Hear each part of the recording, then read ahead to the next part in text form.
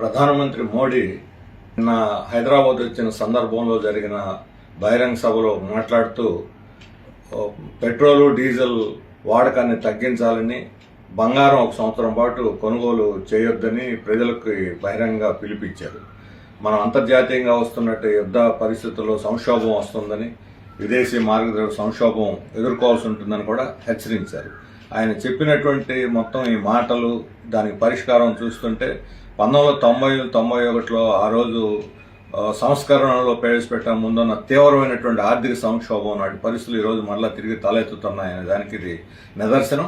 అంతా సజావుగా ఉంది, మనం సూపర్ పవర్ అవుతున్నాం, ఇసుగురు అవుతున్నాం అని ఒకవైపు డాంబికాలు పలుకుతూ, మరోవైపు సంక్షోభం అంచులో ఉన్నాం అని ప్రజలకు హెచ్చరిక చేయటం అంటే ఇది రాబోయే ప్రమాదాన్ని సూచిస్తున్నది. ప్రజల మీద బండలు వేయటానికి, పిడుగులు కురిపించడానికి కేంద్ర ప్రభుత్వం సిద్ధమవుతుంది అనేది మనకు అర్థం ఉంది. ఇప్పటికే కేంద్ర ప్రభుత్వం ఎరువుల ధరలు పెంచింది. గ్యాస్ ఆయిల్ ధర పేరుతోటి యూరియా అసలు దొరకటం లేదు, ఎరువులు కూడా, గ్యాస్ ధరలు పెరిగినాయి, పెట్రోల్ దొరక్క మొన్న దాకా క్యూలు కూడా ఉన్నటువంటి పరిస్థితి మనం చూస్తున్నాము. ఇలాంటి స్థితిలో వర్క్ ఫ్రమ్ హోమ్ చేయమని ఆయన సలహా ఇస్తున్నాడు అందరినీ.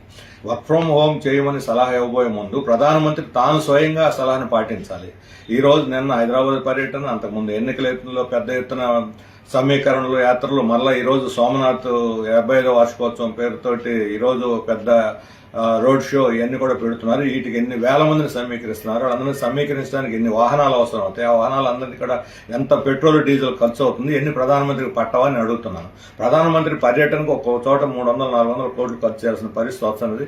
ప్రతి చోట సమీకరణలు, బస్సులు పెట్టడం ఇవన్నీ కూడా జరుగుతుంది. అందుకని ఆయన పర్యటనలు మానుకొని ప్రధానమంత్రి ఆఫీసులో కూర్చొని వర్క్ ఫ్రం హోమ్ చేయడం ప్రారంభిస్తే చాలా ఆయిల్ మిగులుద్దు. ఆయన కదిలిన ప్రతి చోట జనాన్ని కదిలించిన ప్రభుత్వ యంత్రాంగం కదలటం, ప్రభుత్వ వాహనాల ఖర్చు ఇవన్నీ కూడా డీజిల్, పెట్రోల్ ముందు తాను పాటించి తర్వాత ప్రజలకు సలహా ఇవ్వటం మంచిది.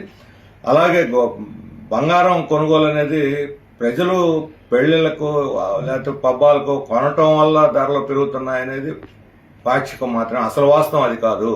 ఈరోజు పెద్ద పెద్ద కార్పొరేట్ సంస్థలు హార్డ్ క్యాష్ దాదాపు 10 లక్షల కోట్ల రూపాయలు పెట్టుబడులు పెట్టకుండా లాభాలు రావటం లేదని క్యాష్ పెట్టుకొని నడుపుతున్నారు. వాళ్ళందరూ ఈ క్యాష్ని బంగారంలోకి మార్చుకుంటున్నారు, దిగుమతి చేసుకుంటున్నారు. కార్పొరేట్ల వల్ల పెరుగుతున్న బంగారం ధరలను సామాన్య ప్రజలకి పెట్టి మీరు పెళ్లిళ్ళకి బంగారం కొనబాకండి అని 1 సంవత్సరం పాటు నిషేధం పెడతామని చెప్పడం అంటే ఇది చాలా అన్యాయం. ఫలితంగా ఇప్పుడు షేర్ మార్కెట్ పడిపోయింది, మరోవైపు బంగారం దిగుమతి ఏమీ ఆగలేదు. అందుకని మీరు కార్పొరేట్లను కంట్రోల్ చేయండి, ప్రజలకు వచ్చే సలహాలు ఇవ్వటం మానుకొని బడా కార్పొరేట్లను కంట్రోల్ చేస్తే మనం ఈ ఆర్థిక సంక్షోభం నుంచి ఎంతో కొంత బయటపడటానికి అవకాశం ఉంటుంది. అందువలన ప్రధానమంత్రి వాచకాలు ఈరోజు తిరిగి మనం సంక్షోభంలో పోబోతున్నాం అని చెప్పి ప్రజల నెత్తి మీద పిడుగులు కురిపించడానికి, మానసికంగా సిద్ధం చేయడానికి ఎన్నికలైన మరుక్షణం ఈరోజు ఇలాంటి ప్రకటనలు చేస్తున్నారు. అందుకని ప్రజలు కూడా ప్రభుత్వ యొక్క భారాలు వేస్తే వాటిని ప్రతిఘటించడానికి, పోరాటానికి సిద్ధంగా ఉండాలని చెప్పి నేను మన 50 మంది ప్రజలకి విజ్ఞప్తి చేస్తా ఉన్నాను.